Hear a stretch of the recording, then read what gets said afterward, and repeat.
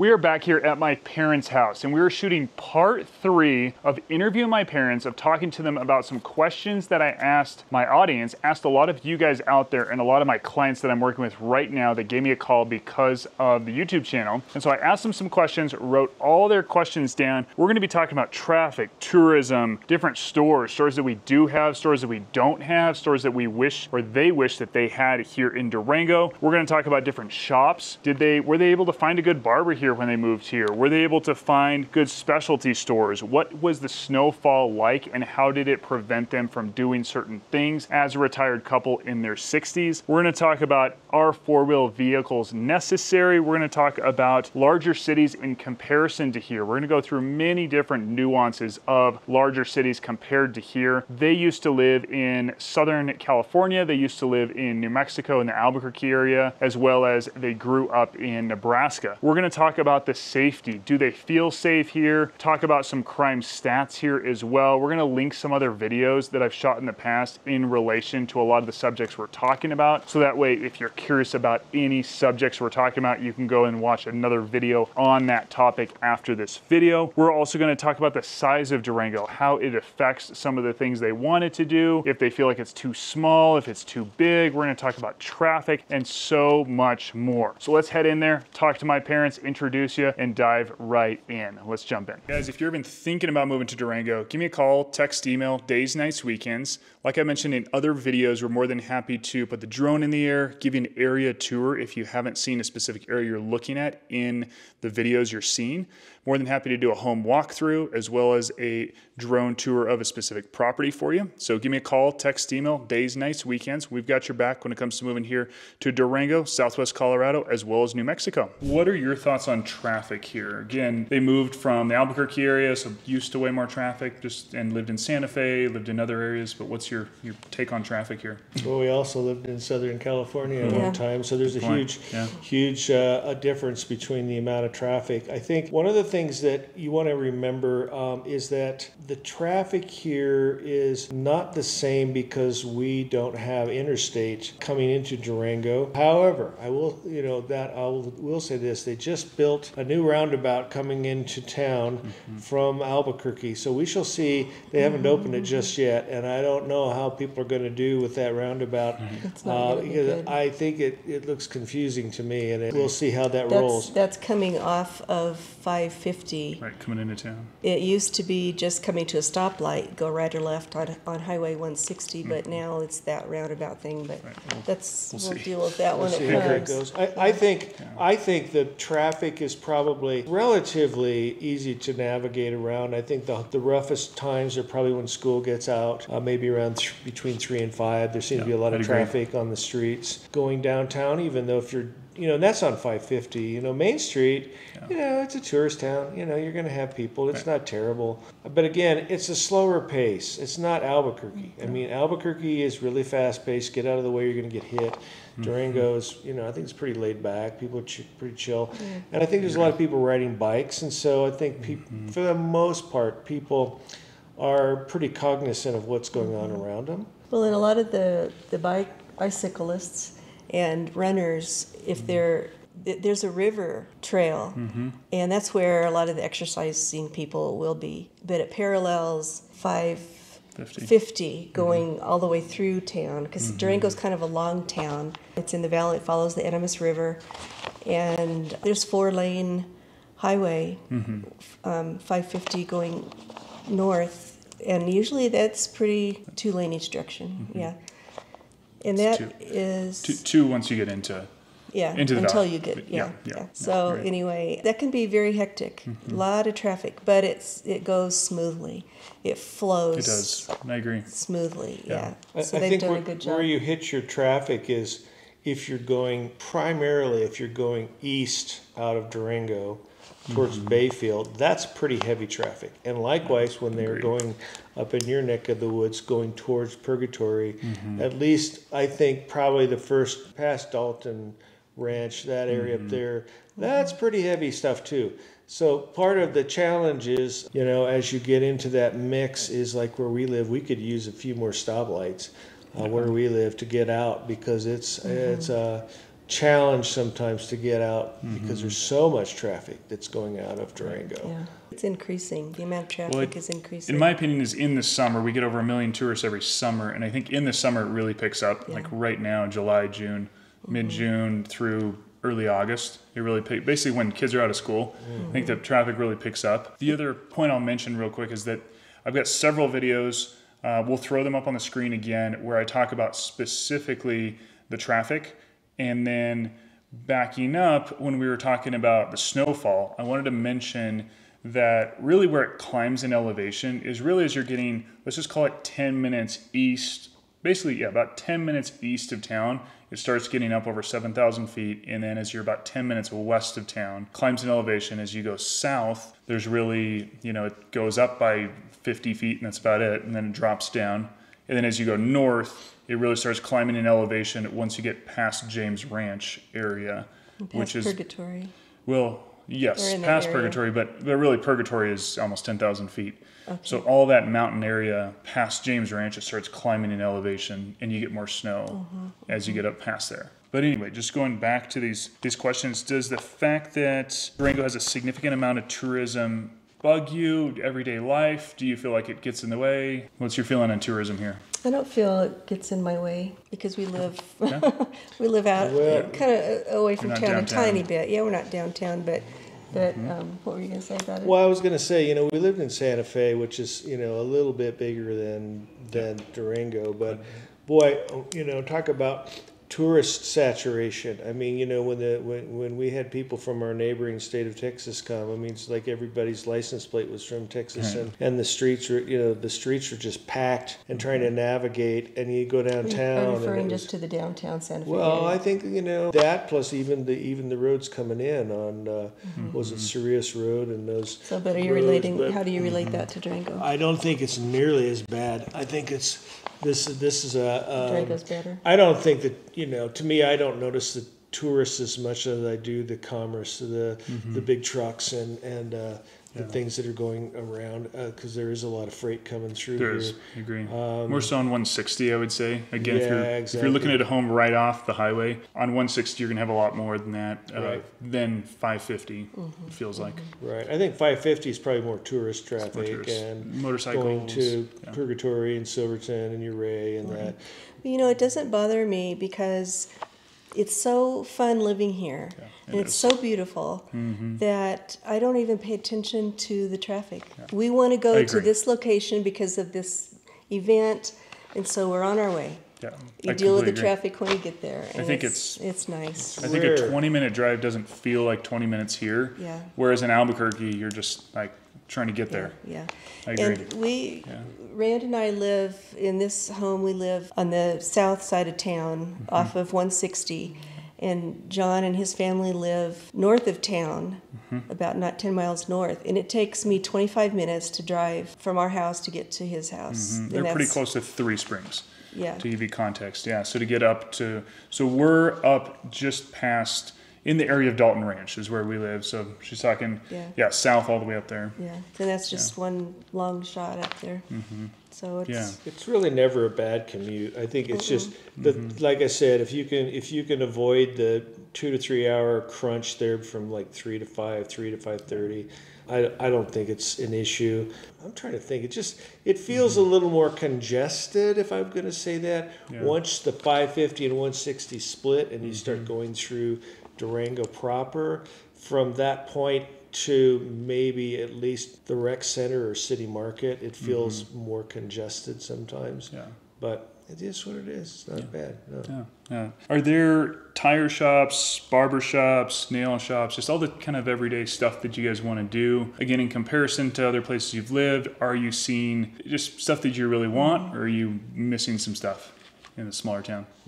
I think there's just about everything here. There's lots of hair salons.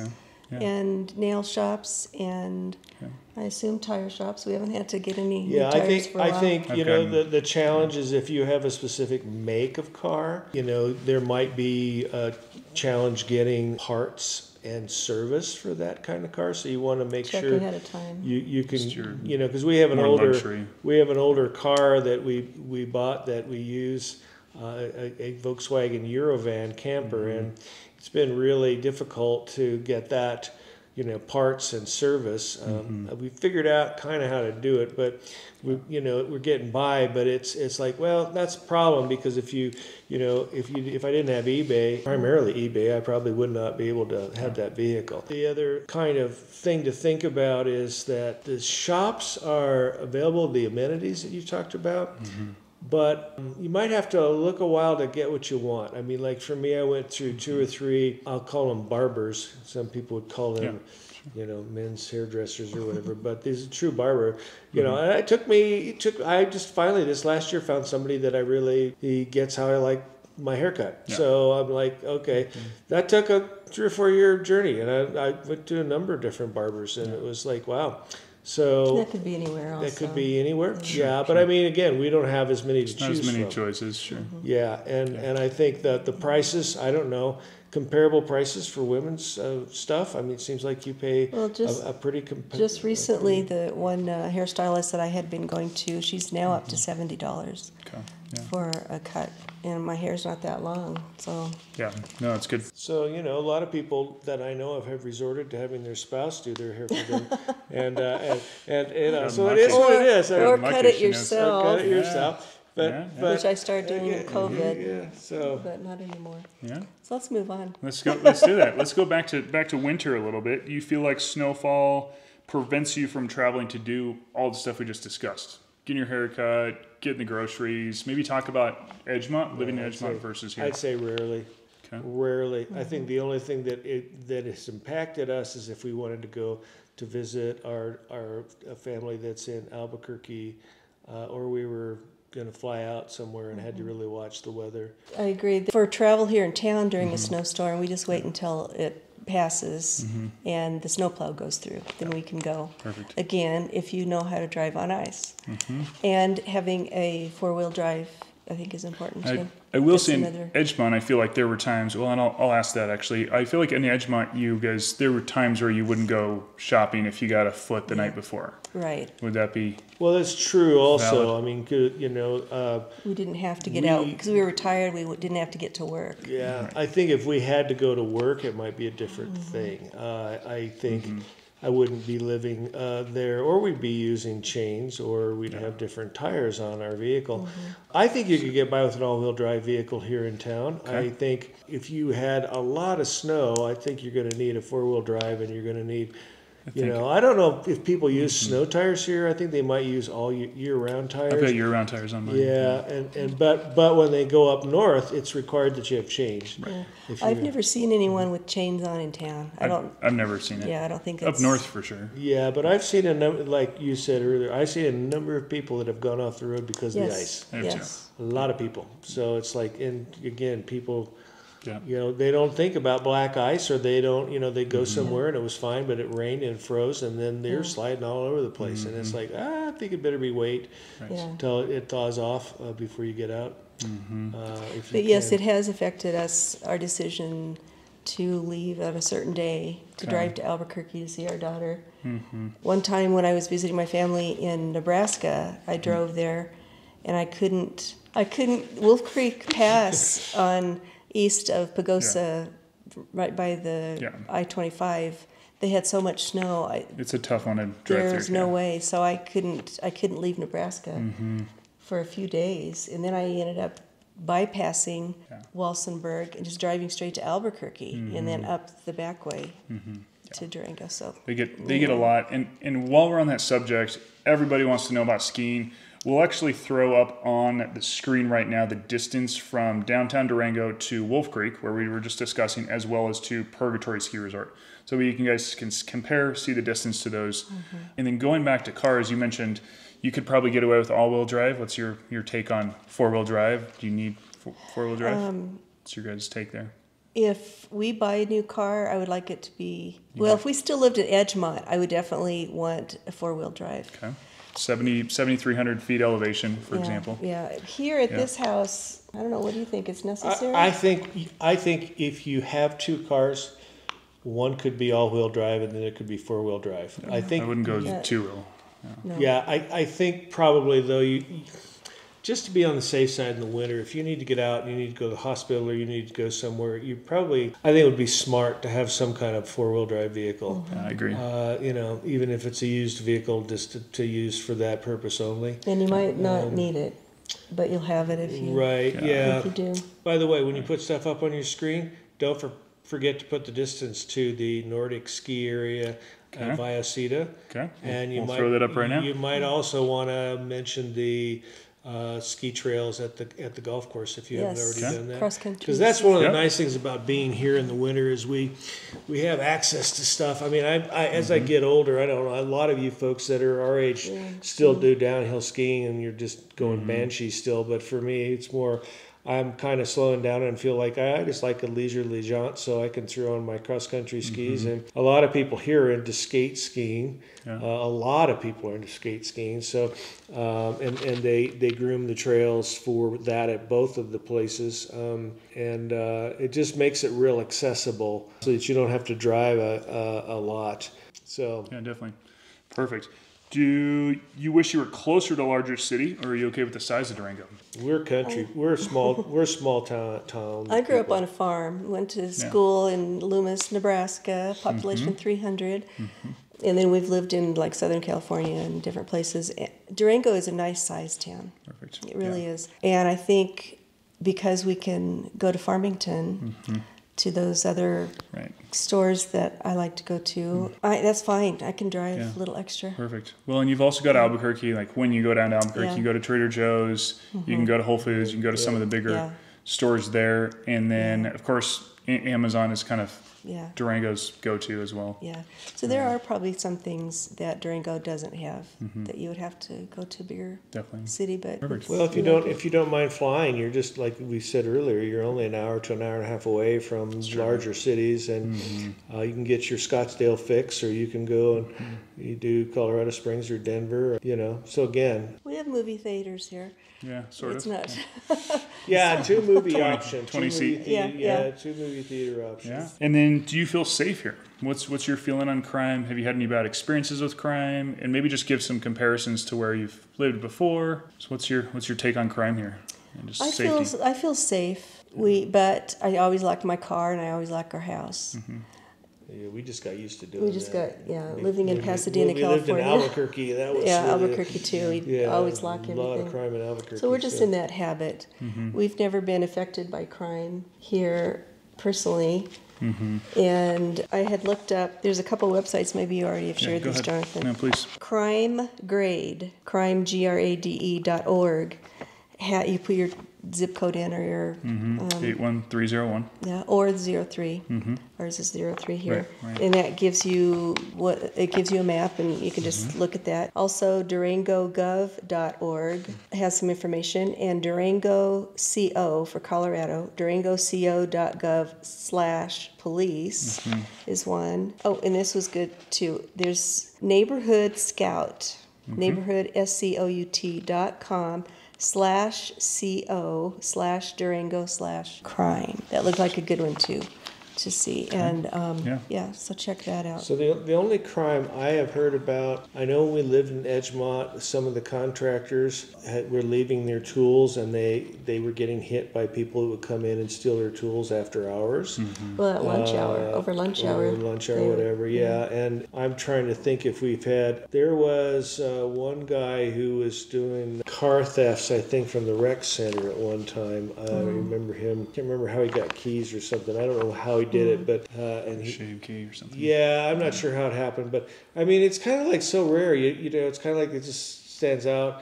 But there's these kind of things. We have even talked about the fact that we're not immune to any crime. Even something like sex trafficking is happening here in Durango. Definitely. It's just how visible. Still need to be aware. Learn about it and be aware of it. Yeah. And report it. Be actively supporting the police and search. Let them know. One thing I learned through Neighborhood Watch is that we citizens are the eyes and ears for the police department, and they want us to be calling them to report things. Yeah, so. Well said. And I will say one of the videos that I shot recently Frequently Asked Questions Part 2. I go into much more detail on the crime stats. I compare to other cities, to Albuquerque, to Dallas, to Denver, a bunch of other cities, and then talk about our exact, go line by line on our exact stats, like per thousand, how many different types of crimes happened in Durango. So feel free to check that video out. We'll throw that up on the screen as well. Next question was, well, that was really the next question was just safety and crime. And so any other, we're just gonna do a rapid fire, see how you handle this one. This wasn't on your list here. So I'm just gonna give you, your goal is to give the 5-second answer on these ones. Favorite restaurant in Durango? We don't eat a whole lot. It's okay. It's okay. Give me what you got. Oh, Zia Taqueria. Zia, okay. I like the newest Italian restaurant. Oh, yes. I just can't remember the name of it. It's right by the train depot. Right by the train depot. We'll throw it up on the screen as well. It's Italian. highly recommended. It's really good. Okay. And there's a lot of little delis all around town. You got a favorite one? Food trucks. There's food trucks. There's on 11th and Main. There's like a block of different food trucks. Yep, 11th Street Station. Yeah. You like African Fusion. African Fusion is a wonderful food truck, and We always go to Sizzlin' Siam. I do. really good. I grab that. As a Friday night kind of. Their spring rolls are great. Pad Thai. It's just it's a good quick takeout place. There's no sit down, but lots of pizza places. You got Home Slice across the street. Yeah. Home Slice is across the street. They got a killer calzone. The green chili at Home Slice is really like green chili. You can actually taste it. It's hot. Yeah. So that's green chili. If you like green chili, yeah. Yeah. Okay. Let's go back. Let's go back to outdoor winter activities. Favorite place, you can or don't have to answer, your choice. But favorite place to ski, snowshoe, or ski or snowshoe, just in general. I would go to the Vallecito Nordic Center. That has got to be my favorite place. Awesome. I think and I think that's what it's called. Purgatory has a Nordic Center. They have a Nordic Center at Purgatory, yeah. And it's nice, Sure. but the one at Vallecito is free and it's closer. And I feel like it's a little flatter for people that don't like the challenges of going up and down hill on the classic cross-country skis. Yep. I've only skied once since we've been here. Cross-country ski at the golf course. Yep. By the golf course is college. awesome. Yeah, it's right in town. They groom it. Nice. Yeah. All right, Dad, you fly fish. For everyone that doesn't know, you love fly fishing. You raised me fly fishing. Favorite spot to fly fish in within the county. Let's say within the county. Boy, there's a lot of hidden treasures around here. We have some. Well, do we want to tell people? I mean, I don't want everybody and their dog going out to these We'll put places. it this way: if they shoot me an email and ask you specifics, they can do that. I could do that. Plus, he's picked up Euro nymphing, which is a different type of fishing, and he has caught so many more fish. That's true. Well, you could share about the private section on the. there's some private water in Edgemont, which is only if you buy there, of course. Yeah, and I mean that's the challenge with any place that you're building up is the more people that buy into that, the more people that you're encountering on the stream. And the nice thing about Edgemont is they did stock a mile or so of water that all the residents could fish. So if you're capable of sharing a stream with a lot of people, then it's not one of those places where you have a lot of solitude. And the great thing about where we live here is we have the flexibility to go, and quite honestly, in 5 years, I haven't discovered nearly as many places as where I lived for 40 years in New Mexico. I knew every little small creek and stream in northern New Mexico. And we had that place all squared away. Here, there's so many places to fish, and I think that we really haven't explored like we could. All I can think of is the best time we ever had that was over by Mancos and there's some good water over there. And the Dolores River is good, and so I think a lot of it is there's the Gunnison. If you want, again, how far do you want to go to get really good water and bigger fish? The Animus is actually fishing pretty good, and as you know, if you can get down there when it has a lot of runoff, and it's kind of like if you catch it just right, it can be quite fun to fish the Animus. Absolutely. You don't get a ton of people. I'm not sure why. It doesn't seem like there's a lot of pressure. Next question for you is, what's your favorite mountain biking trail? I want to add something to fishing. Besides fly fishing in rivers, there's ponds and lakes around also. Yeah, there's some great lakes. So it doesn't Lemon Reservoir, Vallecito, that are Lake close Nighthorse. by. Great camping everywhere. all around. So right, true. If you're like into kayaking or float tubing, there's a number of great lakes. You know, one of my most fun lakes is Spud Lake. Yeah, Spud Lake's awesome. To hike up of takes about an hour and a half or something. Yeah. And there's cutthroats in there, brook trout, I believe, also. Yeah. So that it's full of well, not full. It's still challenging to catch them. You have to be able to get it out far enough and do what you need to do. But if you were able to hike in with a float tube, which is that would be totally cool. Right. If you can get out in the water and go there, that would be awesome. So your question was favorite mountain biking trail. Well, again, if you like something, I'm getting to the point in my life where after breaking my clavicle or shoulder bone and 5 ribs and stuff mountain biking, I'm like, okay, look, I'm just chilling out the rest of my life. I'm not going to be hardcore. So there is a great course over by Three Springs that links to it's just mellow. And then it links to Horse Gulch system, which I think it can be really much more challenging if you want a longer ride. That's probably, of course, that's closer for me. I can get there on my bike from here. I went there the other day and I just went across the road and boom, a mile or two down and I hopped on the trail and I was ready to go. And I think I could do, if I just wanted to get an exercise in, I could run out there, do a loop, and I could do easily an hour and just be happy as a clam going out every day and just doing that loop because it's so pretty and it's just a really easy ride and it's not overly, you're not jumping over a lot of rocks and doing a lot of technical stuff. And then there's the paved river. Yep, 8.5 miles. Is that 8.5 miles that a lot of people bike on? Right. And that's flat. And we keep there's a couple hills. Keep hoping that they're going to extend that from Three Springs in. I'm not surprised. I think things are going to start. If they're putting a city market out here, I'll bet you that is going to cause things. Well, they were talking about doing a school as well, so that would be good. We'll see. Yeah. So. Awesome. Well, guys, if you've been thinking about moving to Durango, give me a call, text, email, days, nights, weekends. Like I mentioned in other videos, we're more than happy to put the drone in the air, give you an area tour if you haven't seen a specific area you're looking at in the videos you're seeing. More than happy to do a home walkthrough as well as a drone tour of a specific property for you. So give me a call, text, email, days, nights, weekends. We've got your back when it comes to moving here to Durango, Southwest Colorado, as well as New Mexico. We'll see you. Great. Thank you. Thanks. Hey, bye.